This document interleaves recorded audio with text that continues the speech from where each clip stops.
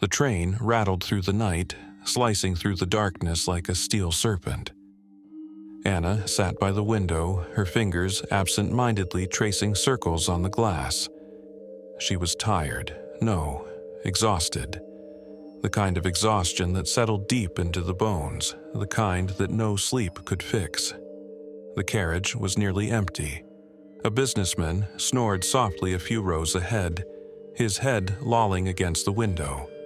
An elderly woman sat knitting, the needles clicking rhythmically.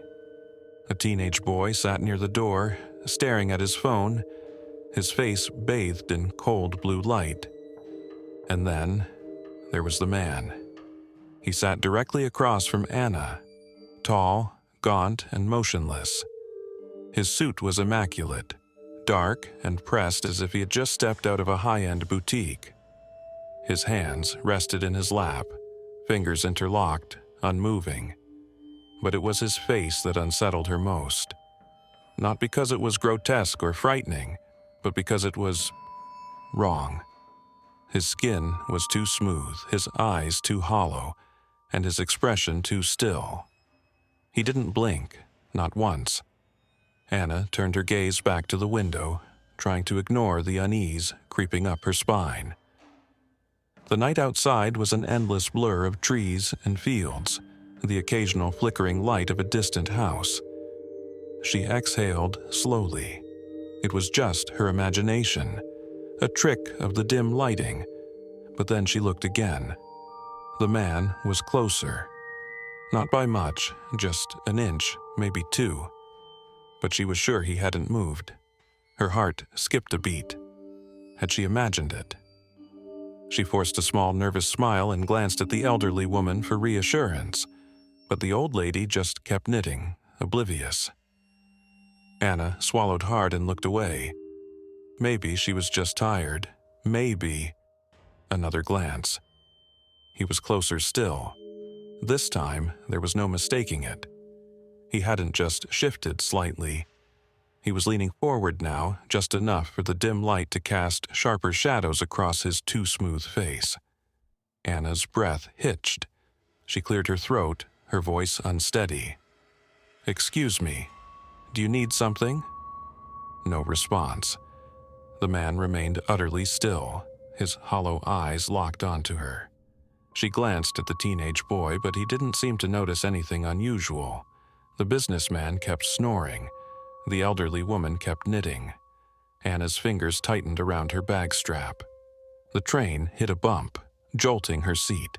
She squeezed her eyes shut, gripping the armrests. When she opened them again, he was right in front of her, his face mere inches from hers. She gasped and recoiled, pressing herself against the window. The air between them was ice cold. His mouth twitched like he was about to say something, but no sound came. The train lurched again, and the lights flickered. And in that brief moment of darkness, he was gone. Anna's heart pounded. She turned wildly, searching the carriage. The businessman still snored. The elderly woman still knitted. The teenage boy kept scrolling on his phone. The seat across from her was empty. Had he ever been there at all? The train's intercom crackled to life. "Next stop, Oak Ridge Station." Anna exhaled shakily, pressing a hand to her chest. It was fine. She was fine. Just a trick of the light, a tired mind playing games.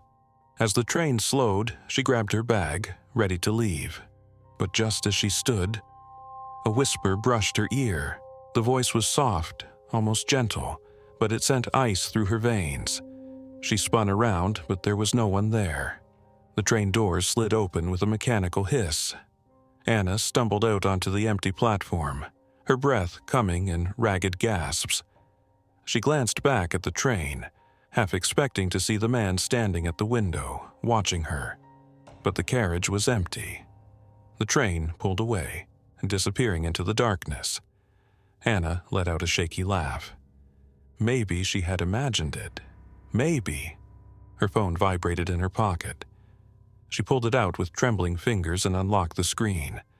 A new message. No number, no name. Just 3 words. "See you soon,